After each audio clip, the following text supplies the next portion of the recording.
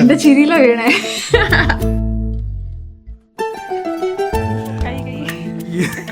ആദ്യത്തെ പ്രാവശ്യം എന്നെ എലിസബത്തിനെ മീറ്റ് ചെയ്ത് എനിക്കൊന്ന് ഏറ്റവും ആദ്യത്തെ സാധനം കണ്ട എലിസബത്തിന്റെ സ്മൈലായിരുന്നു.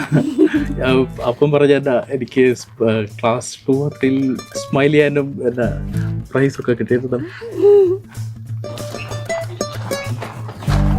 ഇങ്ങോട്ട് നോക്കാം എലിസബത്ത്, ഇങ്ങോട്ടാ. മെഡിക്കലായിരുന്നു ഏറ്റവും കൂടുതൽ. പക്ഷെ മെഡിസിൻ ആ പണി എനിക്ക് പറ്റൂല. ജീവൻ വെച്ചിട്ട് ഞാൻ കളിക്കില്ല. ആളൊരു എന്താ പറയാ കാമൺ ക്വയറ്റ് പേഴ്സൺ, അങ്ങനെ ഒരു ഫീലിംഗ് തോന്നി. എന്തോ ഒരു എന്തോ ഒരു പ്രത്യേക ഒരു ഫീലിംഗ് വെച്ചാൽ എനിക്കറിയാൻ പറയാൻ പറ്റില്ല, എന്താണെന്ന് അറിയത്തില്ല. അങ്ങനെ തോന്നി. പിന്നെ അമ്മയും പറഞ്ഞു കണ്ടിട്ട് നല്ല ചെക്കനാണല്ലോ. ആ ഒരു ഇതില് ഓക്കെ.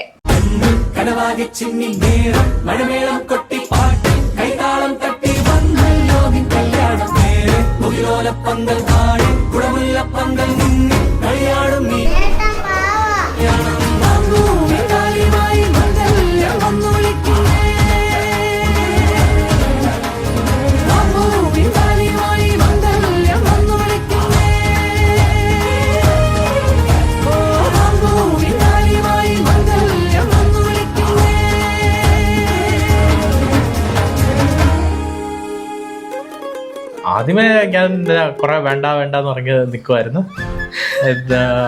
അവിടെ ഫ്രാൻസിലും ഒക്കെ ആയിരുന്നു. സോ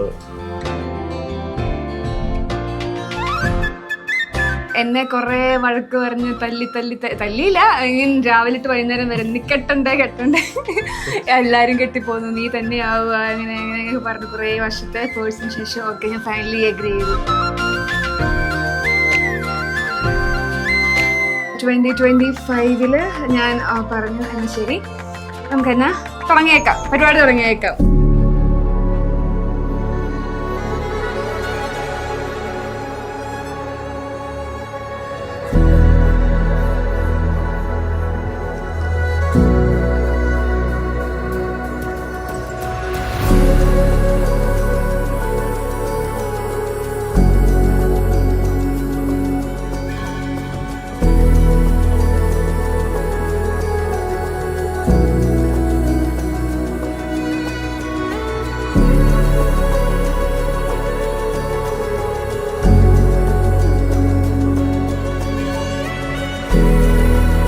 ബേസിക്കലി എൻ്റെ ഒരു ക്രൈറ്റീരിയ ആയിരുന്നു ഈസി ആയിട്ട് സംസാരിക്കാൻ പറ്റുന്ന ഒരാള്.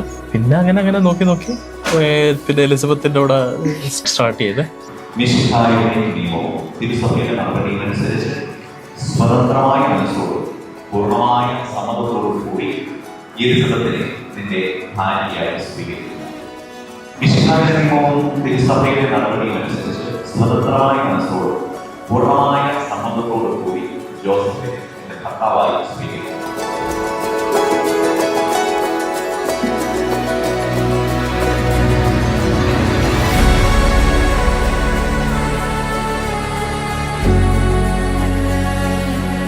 സ്നേഹത്തിൻ്റെയും സന്തോഷത്തിൻ്റെയും പുതിയ ലോകത്തേക്ക് ചുവടുവെക്കാൻ തയ്യാറായി നിൽക്കുന്ന നമ്മുടെ പ്രിയപ്പെട്ട എലിസബത്തിനെയും അഭിഷേകിനെയും നമുക്ക് ഈ വേദിയിലേക്ക് വരവേൽക്കാം.